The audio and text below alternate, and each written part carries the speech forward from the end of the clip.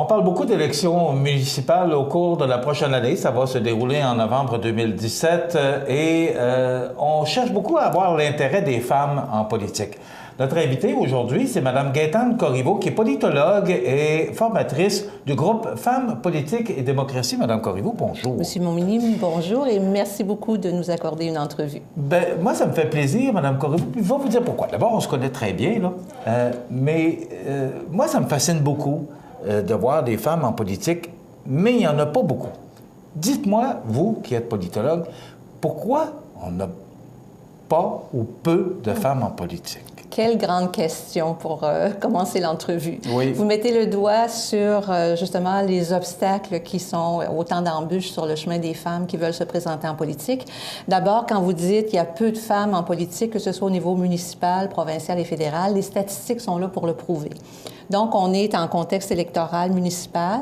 Il y a 17 % de mairesses au Québec, 32 % de conseillères municipales. Donc, on est loin de la représentation des femmes dans la société en général, qui compose à peu près un peu plus de 50 %.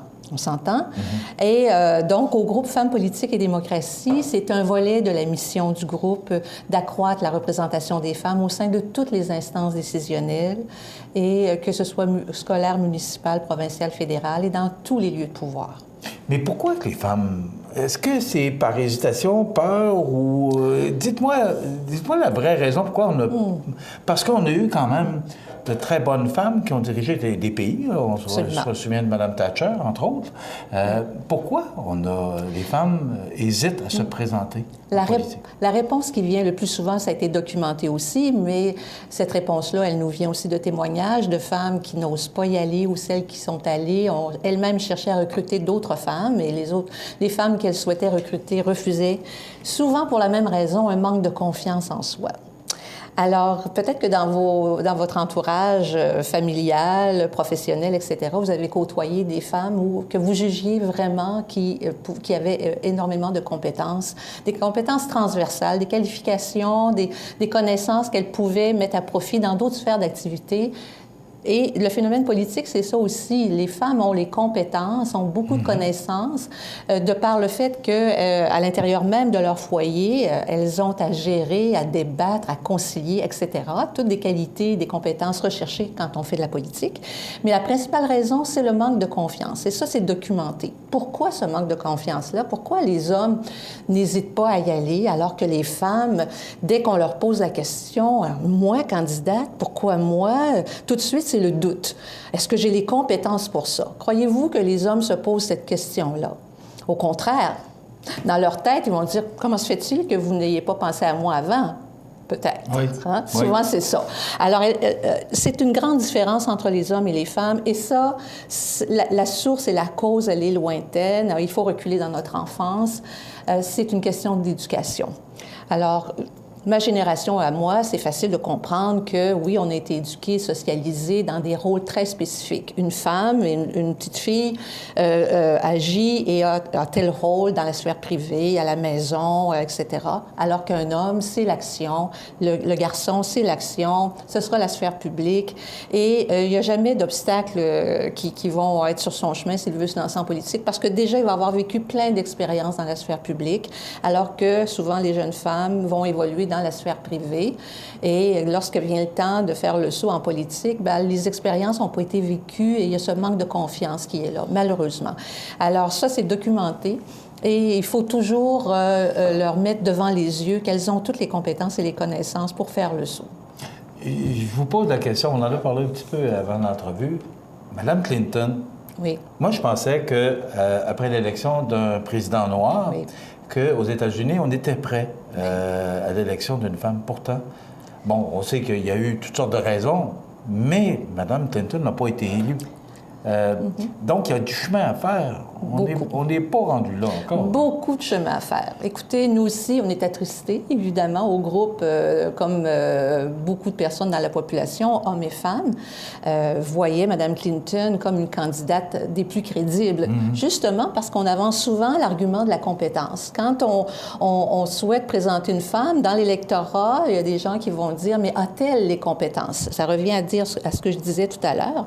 On ne questionne pas les compétences des hommes. C'est comme si d'emblée, ils avaient tout ce qu'il fallait pour y aller, alors que du côté des femmes, tout de suite, on dit, bien, si elle a les compétences, peut-être que je voterai pour elle. Alors, dans le cas américain, c'est ce qui est extrêmement intéressant, c'est que cette fois-ci, l'argument tombe. Parce qu'on a Mme Clinton, qui est hyper qualifiée, qui a été secrétaire d'État, un des postes les plus prestigieux. Qui a eu l'expérience de la politique, alors que Donald Trump, pas du tout, zéro. Zéro, une barre. Alors... Ouais. Zéro puis une barre, comme on dirait, oui. Absolument. Oui. Alors ça, d'un côté, ça révèle, c'est très révélateur parce qu'on ne pourra plus nous avancer, mais Madame veut se présenter, a-t-elle les compétences? Alors, on peut toujours remettre l'exemple du cas américain. Madame Clinton avait plus que les compétences, l'expérience, etc., devant un candidat qui n'en avait aucune, et finalement, c'est lui qui est passé. Alors, l'électorat... C'est sûr qu'il y a eu des maladresses aussi. Il ne faut pas simplement mettre ça sur l'histoire d'une femme, mais aussi, bon, il y a eu des erreurs de campagne, là. Absolument. Madame Corriveau, ça m'amène à vous parler de cette formation qui s'en vient prochainement ici à Montmagny. Ça s'appelle Simulaction. Oui. Bon, c'est organisé par la Ville de Montmagny. En partenariat. En partenariat avec le groupe Femmes, Politique et Démocratie. Bon. Pourquoi qu'on organise cette... Moi, ce que vous m'avez dit, là, c'est qu'il y a des gens qui veulent s'inscrire, qui viennent de partout, au Québec, de Montréal même, qui veulent, des femmes qui veulent venir s'inscrire ici pour Simulaction, pour justement les élections municipales qui s'en viennent. Absolument. Personne de la région. Pas encore. Est-ce qu'on est gêné à Montmagny? Peut-être. Alors, moi, je suis ici vraiment pour lancer le message. Écoutez, les femmes, puis allez-y, puis criez-le. Vous avez tout ce qu'il faut, puis on vous attend. Alors, écoutez, d'abord, moi, je suis très, très fière comme citoyenne de Montmagny depuis plus de 40 ans. Même si je suis originaire de Berthier-sur-Mer, je vis à Montmagny depuis plus de 40 ans. Et quand c'est moi qui ai conçu le projet Simulaction. Alors, Simulaction, c'est une contraction là, de deux mots. Simule pour simulation, puis action, c'est qu'on passe à l'action. Et c'est aussi une formation dans l'action, c'est-à-dire très pratico-pratique et concrète. Parce que dans nos recherches, les femmes nous disent aussi, il y a le manque de confiance, mais on nous dit aussi qu'il y a une méconnaissance du milieu municipal. Alors que les hommes ne se posent pas la question, est-ce que je connais ou pas? Je pensais que vous alliez me dire du milieu politique, mais du milieu municipal. Du milieu politique municipal aussi, mais de l'administration municipale. Comment ça fonctionne un conseil municipal? Elle l'ignore, il y a des hommes aussi qui l'ignorent, mais on souhaitait justement démystifier ce que c'est qu'un conseil municipal. Alors, qu'est-ce que c'est vraiment? La simulation, c'est qu'on simule une séance de conseil municipal. Alors, comment ça va se passer exactement? Ça va se passer d'habitude, c'est sur 2 jours. Exceptionnellement, à Montmagny, il y a un coup d'envoi qui se donne le jeudi soir. C'est une conférence d'ouverture avec le maire de la ville, M. Desrosiers, qui a invité pour l'occasion l'ex-mairesse de Lévis, Mme Roy-Marie-Nelly. Qui est une femme, qui a été mairesse pendant 8 ans à Lévis. Absolument, puis qui a des origines du côté de Montmagny, qui a de la famille aussi du côté de Montmagny. Oui, qui habite maintenant Berthier-sur-Mer, donc on est dans notre petit patelin. Donc, un coup d'envoi le jeudi soir avec une conférence d'ouverture. Alors, le 16 février. Alors, 16 février, 17 février, 18 février. Mais ce n'est pas 3 jours pleins. Attention. On comprend que les femmes ont de la difficulté parfois à concilier tous les chapeaux qu'elles ont. Puis la plupart travaillent maintenant, alors... Absolument. Donc, le jeudi soir, le vendredi toute la journée, là, le matin, on fait des formations préalables. Fonctionnement, procédure, rôle d'un élu municipal. L'organisation municipale au Québec, avec les formateurs, les ressources de la ville aussi. Donc, on est en partenariat, donc on peut utiliser les ressources de la ville. Et Montmagny, vous le savez, on a un conseil exclusivement masculin.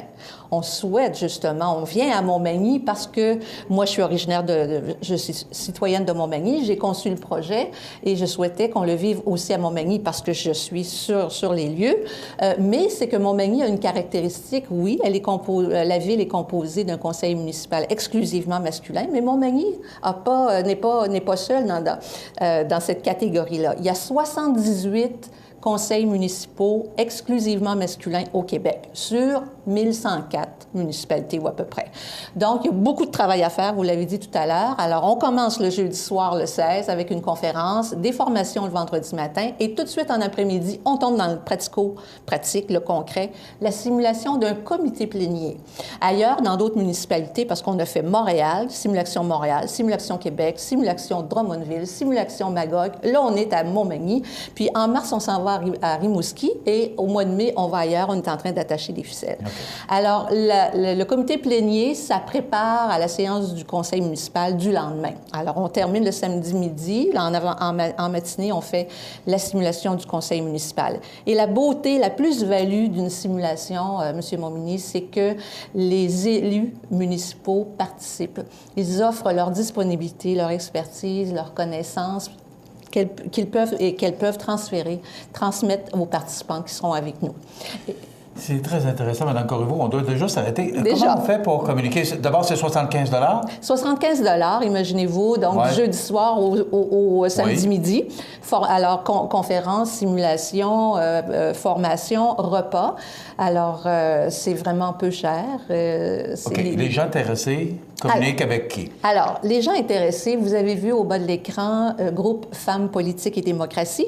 Alors, moi, je vous invite à aller sur le site du groupe Femmes, Politique et Démocratie. Et à la page d'accueil, c'est la ville, c'est la belle photo de la ville de Montmagny qui est là, du conseil municipal. Et là-dessus, sur cette page-là, il y a 2 hyperliens. Un lien qui est le guide de formation, comment s'inscrire, et l'autre, c'est le formulaire d'inscription. Et sur le formulaire d'inscription, évidemment, on veut connaître votre profil, on veut connaître le profil des femmes, l'âge, quelle est votre tranche d'âge, ensuite, quel est votre parcours. Parce que pour venir à simulation, c'est pas nécessaire d'avoir un diplôme de sciences politiques puis de tout connaître en politique, c'est pas ça, ni en politique municipale. D'ailleurs, la preuve en est qu'il y a bien des gens qui sont élus et qui ne sont pas passés par ces parcours-là. Non, c'est le goût de servir sa ville, c'est le goût de rêver sa ville avec d'autres, avec les hommes aussi. Donc, c'est d'essayer d'amener une perspective féminine avec les projets que les femmes ont en tête, les idées qu'elles ont en tête pour développer la ville et la région. Vous êtes une bonne ambassadrice, Mme Corriveau. Je vous remercie beaucoup. On va vous souhaiter qu'il y ait des femmes, oui. plusieurs, oui, qui puissent s'inscrire et faire partie de Simulation. Je vous invite à le faire. Ça serait le fun. Il y a déjà Mme Amélie Chabot qui est en réflexion pour se présenter aux prochaines élections municipales de Montmagny. Ça serait le fun. Et il n'y a pas de gêne, puis je pense que vous pouvez le faire librement. Et je pense que c'est une belle opportunité qui passe chez nous. Un dernier mot, peut-être? Oui, allez-y. C'est vous qui m'ouvrez la porte. Vous parlez de Mme Chabot, qui est toujours en réflexion. Alors, elle n'est pas la seule en réflexion. Et moi, j'invite les femmes qui continuent d'y réfléchir, de venir vivre l'expérience unique qui est Simulation, qui est concret, parce qu'après, elles vont pouvoir prendre une décision éclairée et informée, puis elles vont savoir ce en quoi ça consiste. Bon, puis les gens qui vont participer à cette formation-là, c'est confidentiel, là. Ça se passe vraiment au conseil municipal. Absolument. Ou dans l'hôtel de ville. Donc, si vous voulez, votre nom ne sera pas publié, n'ayez crainte. Très bon point, voilà. Effectivement. Madame Corriveau, je vous remercie beaucoup. Monsieur Montminy, ça a été un plaisir. C'est un plaisir de vous retrouver, parce que ça fait longtemps. Ça fait longtemps qu'on se connaît. Madame Gaëtane Corriveau, qui est politologue et formatrice pour le groupe Femmes, Politique et Démocratie. D'ailleurs, vous pouvez aller voir le site Internet pour en apprendre davantage. Ça complète. Merci beaucoup. On s'arrête. Merci beaucoup.